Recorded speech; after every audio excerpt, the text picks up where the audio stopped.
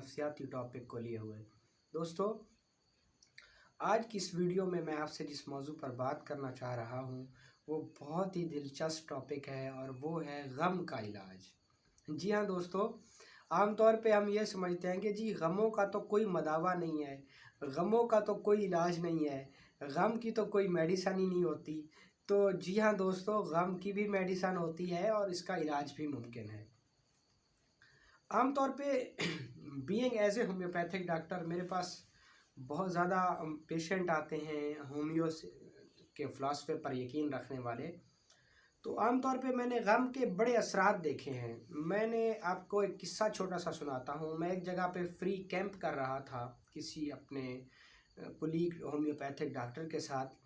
तो वहाँ पे मेरे सामने एक केस लाया गया जो कि मरीज़, अब उसकी कोई भी सिम्टम्स वाज़े ना हो, उसकी सारी सिम्टम छुपी हुई थी और मरीज़ की एक ही सिम्टम वाज़े थी। वो क्या कि मरीज़ सोए सोए लंबी लंबी ठंडी आहें भरता था, लंबी सांसें लेता था और लंबी आहें भरता था और नफ्सियाती सा हो गया था, ऐसे ही पड़ा रहता था।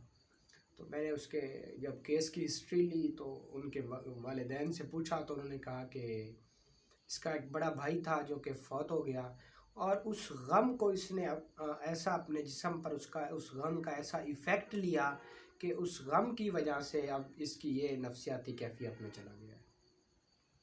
अच्छा, ये तो नफ्सियाती कैफ़ियत है गम की। गम के हमारे जिस्म पर और भी बहुत सारे असरात हैं। मिसाल के तौर पे आपके पास एक मरीज़ आता है, उसके जहन में एक गम बैठ गया है। कुछ औरतें ऐसी होती हैं कि अगर उनके खामन की डेथ हो जाती है या उनके वालिद की डेथ हो जाती है या उनके किसी ऐसे प्यारे जिसका उनकी ज़िंदगी के साथ बहुत गहरा रिलेटेड था, असर था, या कोई ऐसा ना होने वाला वाक़या हो जाता है तो कि उसका असर ले लेती है मरीज़ा। तो फिर क्या होता है कि उसी वक्त मेंसेस शुरू हो जाते हैं और मेंसेस फिर रुकने का नाम ही नहीं लेते। बसा औक़ात अगर हामिला ख़वातीन को कोई अचानक गम की ख़बर आती है तो उनके बच्चे के ज़ाय होने के ख़दशात हो जाते हैं।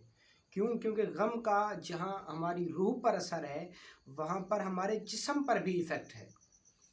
तो गम का भी इलाज मुमकिन है होम्योपैथी के अंदर। अगर गम से अलामात पैदा हों, गम से सिम्टम्स पैदा हों, मिसाल के तौर पे जहाँ पर मैंने बात की कि मेंसेस ज़्यादा आना शुरू हो जाते हैं या बच्चे ज़ाय हो जाते हैं, तो वहाँ पर एक और भी मैंने बीमारी देखी, गम के असरात को मैंने देखा। वो क्या कि मेरे पास एक मरीज़ा आई कि जिसके वालिद की डेथ हो गई और उसके बाद फिर उसको कभी मेंसेस नहीं आए।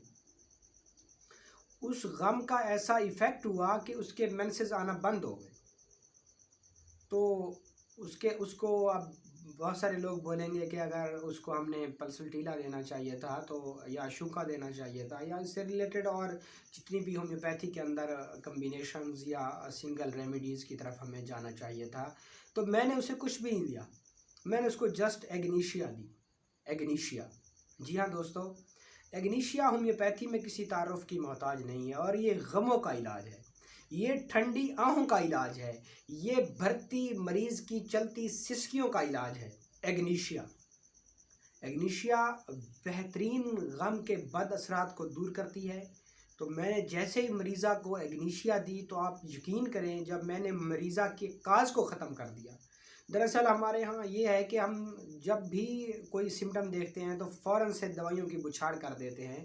तो मरीज़ की जहाँ पर आप जिस्मानी सिम्टम्स ले रहे हैं तो वहाँ पे मरीज़ की नफ्सियाती सिम्टम्स को भी ज़रूर शामिल हाल करें, ताकि क्योंकि जो नफ्सियात है हमारी होमियो के बहुत करीब है। जो नफ्सियात है, देखें क्या गुस्से की कहीं दवाई है, हमारी होम्योपैथी में है। क्या गम की कहीं दवाई है, हमारी होमियो में है। अगर शौहर बीवी को मारता है, बेतहाशा मारता है, तो भी हमारी होम्योपैथी में उसकी मेडिसिन है। तो आप सुन के बड़े हैरान होंगे। तो ये सारी नफ्सियाती कैफ़ियतें हैं और गम का हमारे जिस्म पर बहुत ज़्यादा इफ़ेक्ट होता है। ये गम का इफ़ेक्ट तो है कि आँखों के चश्मों से फिर जो है ना आंसू उबल के गिरने लग जाते हैं और मोतियों की तरह हार परोने लग जाते हैं उसी वक्त। तो ये क्या होता है कि गम की ही कैफ़ियत होती है जिस्म के ऊपर, कि जिस्म के अंदर एक अजीब सी बेचैनी पैदा हो जाती है।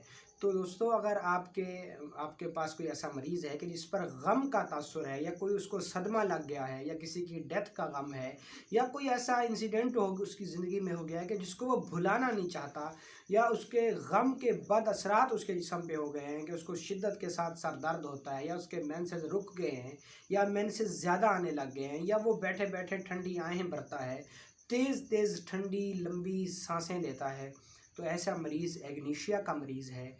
और आप उसको एग्नीशिया दें, 30 पोटेंसी में भी दे सकते हैं, आप उसको 200 पोटेंसी में भी दे सकते हैं। तो 3 से 5 कतरे आप सुबह, दोपहर, शाम मरीज़ को आधे कप पानी में डाल के मरीज़ को यूज़ करवाएं, तो इंशाअल्लाह अज़ीज़ गमों का दावा मुमकिन हो सकेगा। और गम के जितने भी साइड इफ़ेक्ट्स हैं